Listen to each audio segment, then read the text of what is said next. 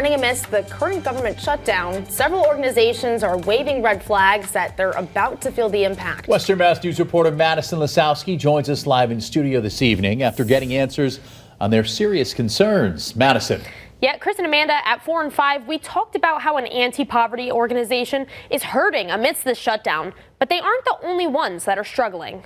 It's heartbreaking, really, when you look at the tools that you use to provide that assistance when they're in jeopardy. It's heartbreaking. The goal of Community Action Pioneer Valley is to keep neighbors in Western Mass fed, warm, supported, and connected. But with the recent government shutdown, thousands are at risk of losing those assets. When that funding is insecure or not available, that is hugely concerning. With 60% of their budget from the federal government, programs like fuel and housing assistance are suddenly at risk. Jessica Thompson, the Associate Director of Community Engagement at Community Action Pioneer Valley, says her organization is doing everything they can to prevent their doors from closing. We have launched the Claire Higgins Fund for Community Resilience to help us through this difficult and unprecedentedly uncertain time. Thompson explains that the aid provided to those families transcends politics. It's a bipartisan issue, but it still requires funding and attention.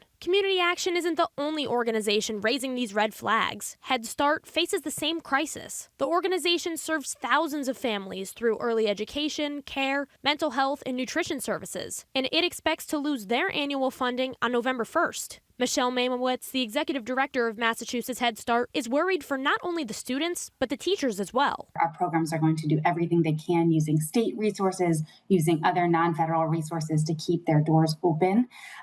But it is incredibly challenging to continue to do so for a long period of time. Currently, the group is seeing delays and challenges firsthand, with over 80% of their funding coming from the federal government. Such a shame that these kind of political and partisan fights are felt on the backs of Head Start teachers, educators, very young children, and their families.